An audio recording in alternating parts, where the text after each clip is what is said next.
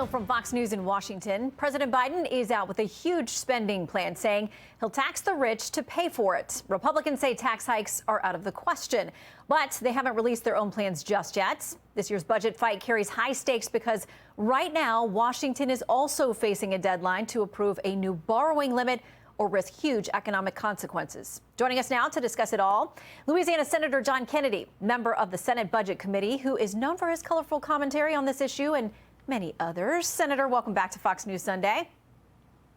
Thank you. All right, let's start here. The president makes his pitch this week for the budget and says this. My plan is going to reduce the deficit by $3 trillion over 10 years.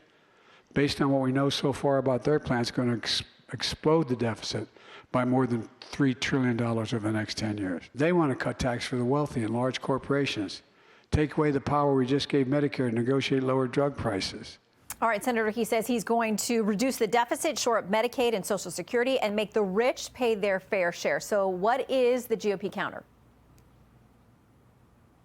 The president's budget took my breath away. His numbers are extraordinary. We're going to run out of digits here.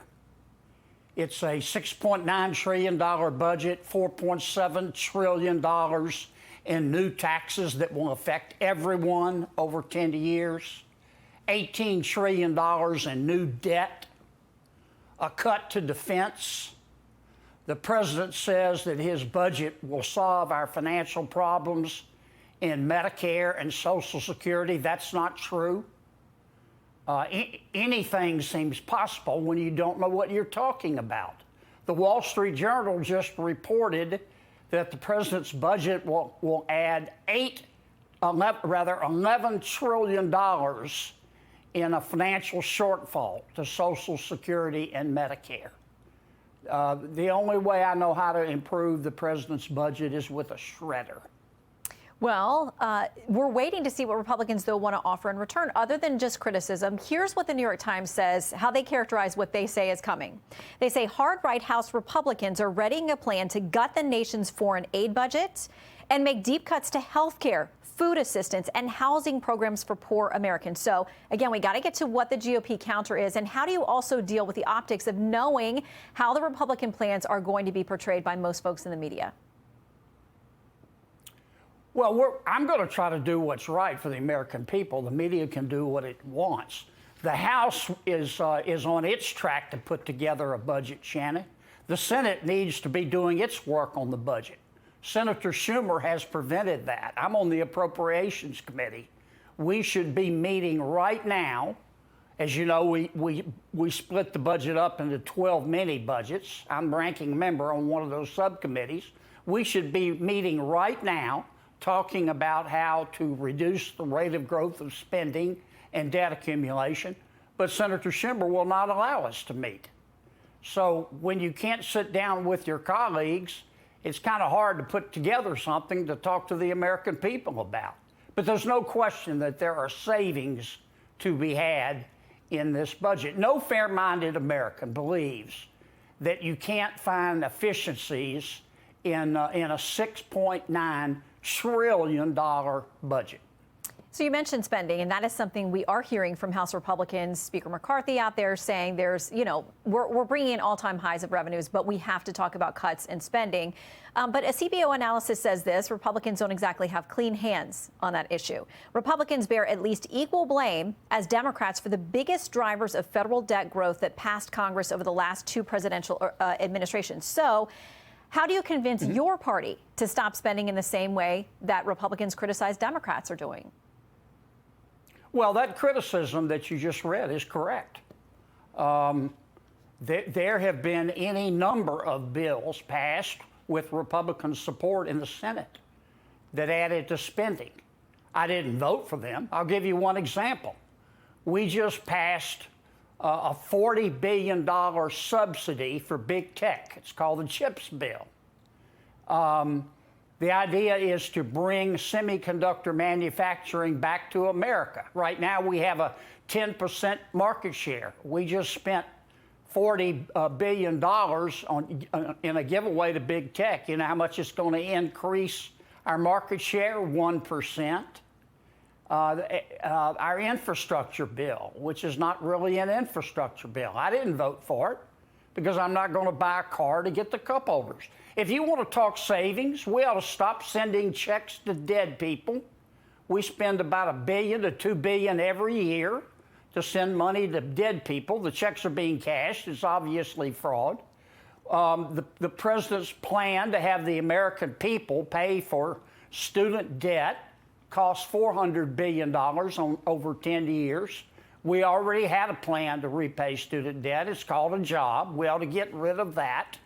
We ought to talk about how to reduce the federal workforce through attrition. We ought to talk about why in the Medicare program we're paying more for the same surgical treatment in a hospital as opposed to an outpatient clinic.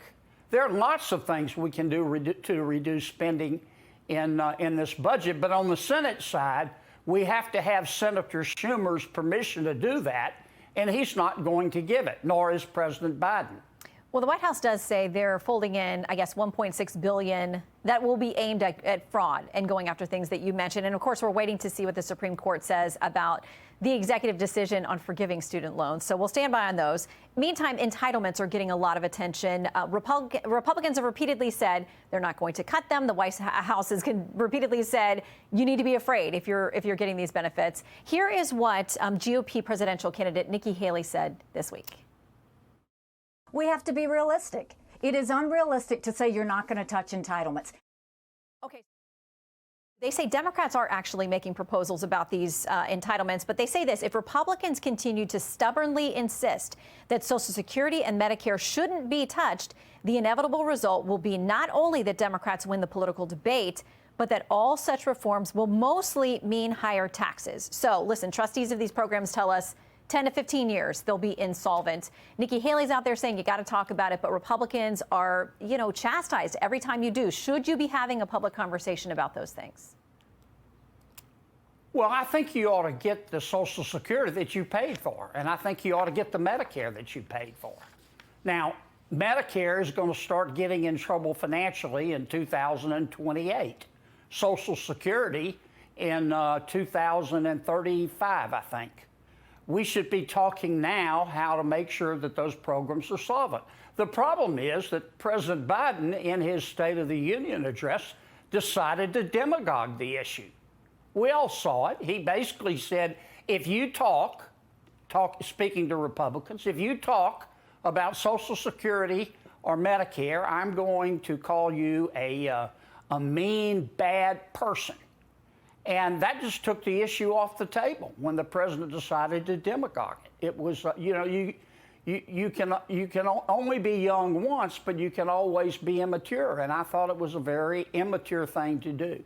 So you think there need to be conversations then about something, whether it's changing the age for people who are not yet paying into these benefits, future changes, current changes?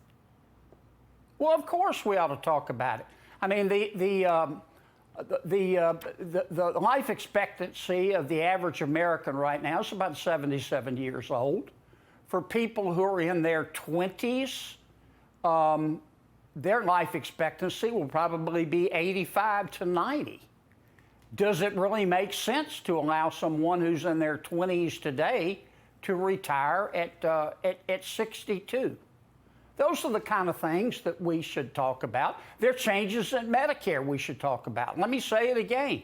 Medicare pays much more for the same surgical procedure in a hospital as it does in a private outpatient clinic. Why? There are a lot of things we could talk about, but President Biden has taken that issue totally off the table. He says he has fixed it in his budget, and that's nonsense. That's nonsense on a stick. It looks like that's going to be done through increased taxes, which I know Republicans are thumbs down on that. I want to ask you about the border quickly. But it still leaves a shortfall. It still leaves $11 trillion shortfall. So when the president says I've fixed the problem, with all due respect, he's not telling the truth. Yeah, there is definitely a debt component to what he's proposing out there. That's pretty hefty. I want to ask you about the border because there's talk of taking cartels, designating them as foreign terrorist organizations. There's also talk about whether or not you get the U.S. military involved. Former AG Bill Barr's got a very interesting piece in the Wall Street Journal where he talks about if our country is under threat, we should have operations, including within Mexico. Where do you stand on that?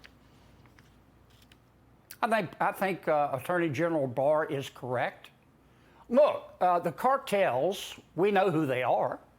They're killing Americans on both sides of the border. And the fact is that the American military could partner with the Mexican military and the Mexican police, and we could wipe out the cartels. But President Lopez Obrador in Mexico refuses to do that. And when Senator Graham and I talked about the issue this week, President Biden said it was a bad idea. And the truth is that President Biden believes in open borders. The cartels don't seem to bother him. And President Lopez Obrador, he can answer for himself. But I don't understand why he would turn down American help to get rid of cartels that are killing his people and our people. Just very quickly, to be clear, if the U.S. wasn't in a partnership of some kind with Mexico, its military, its law enforcement, does the U.S. military have any role within Mexico, short of that cooperation? No, we can't. No, we can't go into Mexico without Mexico's permission. Just want to be clear. All right, Senator Kennedy, great to see you. Thank you so much. I'm Steve Doocy. I'm Brian Kilmeade. And I'm Ainsley Earhart. And click here to subscribe to the Fox News YouTube page to catch our hottest interviews and most compelling analysis.